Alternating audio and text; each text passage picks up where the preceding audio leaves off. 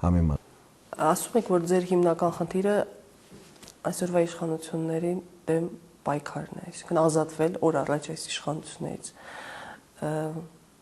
Ազատվեցինք, ենթադրենք, որոնք են լինելու առաջնային քայլերը, որ դուք պատրաստվում եք անել որպես հանրապետության նախագահ։ Ես այո, շեշտել եմ, որ կարևորագույն հարցը այս ռեժիմից ազատվելն է, որտեղ ես համարում եմ հանցավոր ռեժիմ, ավազակապետական ռեժիմ, բրգաձև ռեժիմ, կարող եմ բացատրել, դա շատ պարզ է, երբ որ իշխանությունը գերկենտրոնացած է, չկան հակակշռող մարմիններ, ոչ օրենսդիրը, ոչ դատական համակարգը հակակշիռ չեն այսօրվա գործող իշխանություններին։ Սա գիտական լեզվով ասած, սա վերածվում է միապետության, խանության, սուլթանության, ինչ կուզեք անվանեք։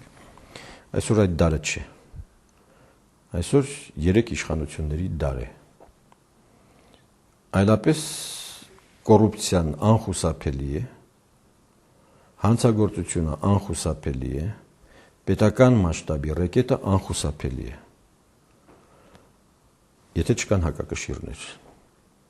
Հիմա այդպիսի վիճակ է։ Ոչ մի հակակշիռ չունի այս իշխանությունը։ Ոչ մի։ Իշխանությունն էլ նույնիսկ կենտրոնացած է ընդամենը 2 մարդու ձեռքում։ 2 մարդու կամքից է կախված, թե ուր կքայլի այս ժողովուրդը, ուր կգնա այս երկիրը։ Սրանից ավելի, ինչ ասեմ, միջնադարյան մղձավանջ դժվար էր պատկերացնել Հայաստանի համար։ Ազատվելով սովետական տոտալիտար լծից, այսօր մենք հայտնվել ենք շատ ավելի ծանր մի այլ ռեժիմի լծի տակ։ Սրանից ազատվելը պատմական անհրաժեշտություն է։ Առաջին խնդիրը դա է լինելու՝ վերականգնել իշխանության հավասարակշռվածությունը։ Նախագահը զբաղվի նախագահի գործով, վարչապետը վարչապետի, խորհրդարանը խորհրդարանի, դատարանը դատարանի։ Ապահովել այս 3 իշխանությունների անկախությունը։ Միանգամից այս բուրգը փլվում է։ Երբ որ ես ասում եմ կազմաքանդել ավազակապետական բուրգը, ես նկատի ունեմ սա։ Այս 3 թևերը, երբ որ դուք ստեղծում եք իշխանության, խորհրդարանը վերածվում է քաղաքական մարմնի, եւ կտեսնեք թեկուզ նույն խորհրդարանը, այս նույն կազմով, այդ պայմաններում կկատարի իր հասարակական դերը։ Մենք ունենք 3 իշխանությունները կան, նույն մարդիկ են, փաստորեն ինչը, այդ ինչ հրովարտակով պիտի լինի, ինչով պիտի լինի, որ նախագահը չպիտի խորհրդարանի ստիպի, որ ընդունեն իր ներկայացրած օրենքը, իր ուզած ձևով։ Խորհրդարանը պիտի ընդդիմախոսի նախագահին, խորհրդարանը պիտի ընդդիմախոսի վարչապետին, կառավարության ներսում պիտի լինի բանավեճ, նախարարները պիտի վիճեն իրար հետ, պիտի քննարկեն հարցերը, ոչ թե ձեռք բարձրացնեն կամ առանց ձեռք բարձրացնելու որոշում ընդունեն իբր թե միաձայն։ Պիտի լուրջ բանավեճ լինի կենտրոնական բանկի նախագահի եւ ֆինանսների նախարարի միջև։ Դրանց շահերը հակասում են իրար, բայց հակասում են ոչ թե բացասական իմաստով, այլ դրական։ Այդ քննությունը վերջին հաշվով, այդ քննարկումը, այդ բանավեճը օգնում է հարցերի ճիշտ լուծմանը եւ վերջին հաշվով ծառայում ժողովրդի շահերին։ Սա պիտի վերականգնվի։ 1. Օրինականությունը պիտի վերականգնվի։ Իսկ բոլոր հանցագործությունները, որոնք կատարվել են, անկախ այն բանից, մեր շրջանում, թե այս շրջանում,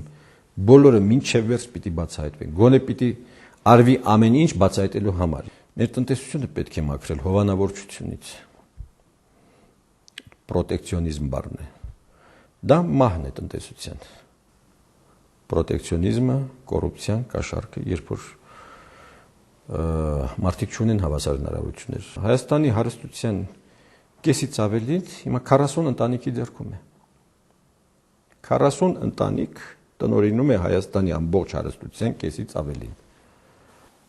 Ինչ պիտի արվի, էքսպրոպրիացիա։ Ոչ, դա եմ գրել, ոչ մի էքսպրոպրիացիա։ Բոլորին պետք է բերել հարկման դաշտ, օրենքի դաշտ,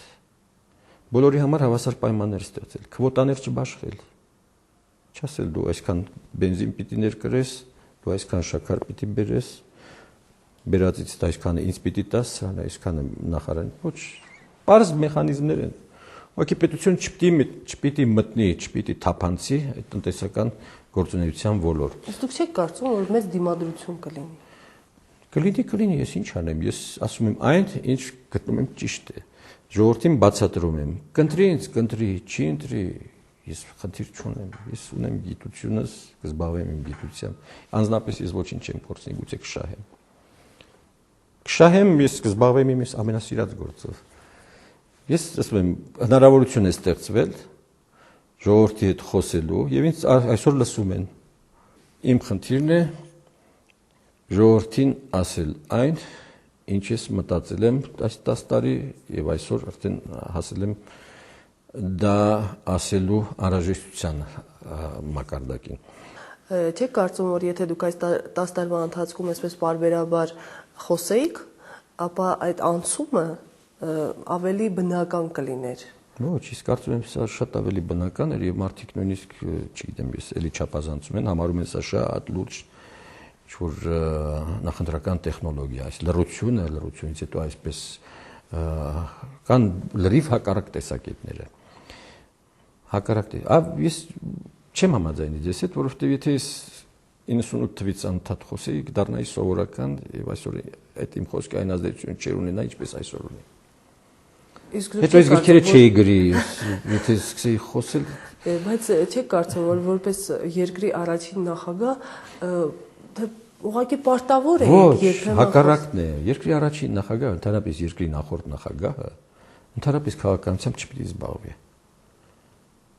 Եթե նորմալ երկիր է, մի քիչ այսպես 1 միլիմետր լավ, 1 միլիմետր վատ, մի քիչ այս կողմ, մի քիչ այն կողմ, դա ոչ մի նշանակ, բայց երկիրը երբ որ դուրս է գալիս ամբողջ իր զարգացման նորմալ հունից եւ գնում է դեպի աղետի, սա ուրիշ երևույթ է։ Եթե ներեն նորմալ երկիր չլինեին այս երևույթները, ինչի մասին ես խոսեցի, ինձ պետք էր քաղաքականությունը։ Շատ ավելի երջանիկ կլինեի, ոչ մի ընդհանրապես նա չպիտի էլ մեկնաբանի։ Ինչպես եք պատրաստվում պայքարել այդ պետական ռեսուրսի դեմ, որը հիմա արդեն սկսել է պայքարել։ Եթե նույն դաշտում ենք խաղում, ես ոչ մի խնդիր չունեմ։ Ես խոսում եմ խոսքին խոսք, բայց ես խոսում եմ, նրանք շրջափակում են ամբողջ հեռուստատեսությունը։ Ես խոսում եմ իմ կողմնակիցներին գիշեր-ցերեկ անօրինական գործողություններով հրավիրում են ոստիկանատներ, սպառնում։ Այսինքն խնդիր չունեմ էլի։ Ես անում եմ այն, ինչ ես եմ հարմար գտնում, իրենք անում են այն, ինչ իրենք են հարմար գտնում։ Ուղղակի խաղի կանոնները նույնն չեն։ Մենք շախմատ ենք խաղում, իրենք բոքս կամ քիքբոքսինգ, չգիտեմ ինչ։ Ես իմ հույսը դրել եմ բանականության վրա։ Մեր ժողովուրդը բանական ժողովուրդ է։ Թվում է թե էմոցիոնալ է, չգիտեմ։